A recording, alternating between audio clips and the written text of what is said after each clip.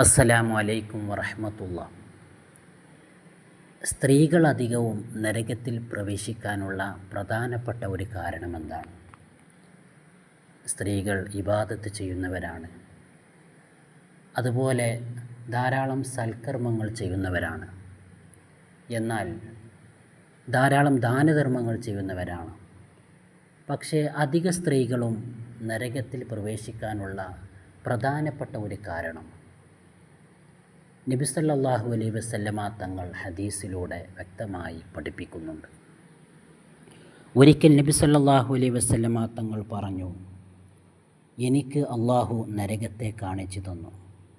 നരകത്തിലേക്ക് നോക്കുമ്പോൾ അതിലെ കുറ്റവാളികളിൽ അധികം സ്ത്രീകളാണ്. കാരണം അവർ നിഷേധിക്കുന്നവരാണ്. അപ്പോൾ സ്വഹാബാക്കൾ നബി സല്ലല്ലാഹു അലൈഹി വസല്ലമ തങ്ങളോട് ചോദിച്ചു, നബിയെ, അവർ അള്ളാഹുവിനെ നിഷേധിക്കുന്നവരാണോ?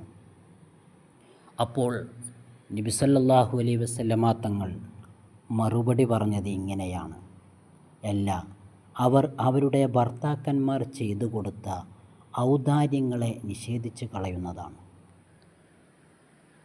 ഭർത്താക്കന്മാർ ധാരാളം കടമകളും ഒരു വീട്ടിൽ ഒരു ഭാര്യയ്ക്ക് മക്കൾക്ക് വേണ്ടി ധാരാളം കടമകൾ നിർവഹിക്കുന്നവരാണ്. രാവിലെ ജോലിക്ക് പോകുന്നു, വൈകുന്നേരം വരുമ്പോൾ വീട്ടിലേക്ക് ആവശ്യമായിട്ടുള്ള ഭക്ഷ്യവസ്തുക്കൾ, വസ്ത്രങ്ങൾ, വീട്ടു ഉപകരണങ്ങൾ തുടങ്ങിയ ധാരാളം കാര്യങ്ങൾ, നിർബന്ധമായി ചെയ്തു കൊടുക്കേണ്ട കാര്യങ്ങൾ ഭാര്യയ്ക്ക് സന്തോഷത്തോടുകൂടെ ചെയ്തു കൊടുക്കുന്നവരാണ്. എന്നാൽ ഒരു സുപ്രഭാതത്തിൽ ഒരു ദിവസം അവ പൂർണ്ണമായി ചെയ്യാൻ ഭർത്താവിന് സാധിച്ചിട്ടില്ല, അല്ലെങ്കിൽ ഭാര്യ പറഞ്ഞ എന്തെങ്കിലും ഒരു വസ്തു ഭർത്താവിന് മേടിച്ചു കൊടുക്കാൻ സാധിച്ചില്ല.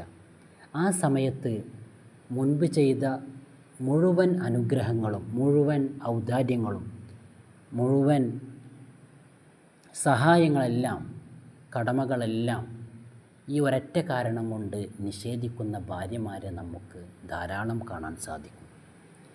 അങ്ങനെ ഭർത്താവ് ചെയ്തു കൊടുത്ത ഔദാര്യങ്ങൾ, ഭർത്താവ് ചെയ്തു കൊടുത്ത നല്ല കാര്യങ്ങൾ, അവയെല്ലാം നിഷേധിക്കുന്ന ഭാര്യമാരാണ് നരകത്തിൽ പ്രവേശിക്കുക.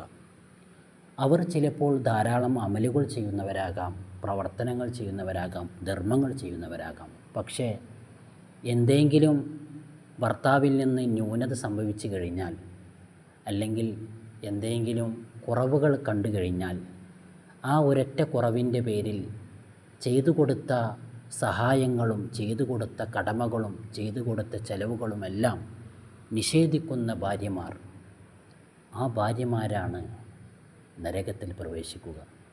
അതുകൊണ്ട് തന്നെ ഭർത്താവിൻ്റെ പൊരുത്തമുണ്ടെങ്കിൽ മാത്രമാണ് ഒരു ഭാര്യ സ്വർഗത്തിൽ പ്രവേശിക്കുകയുള്ളൂ.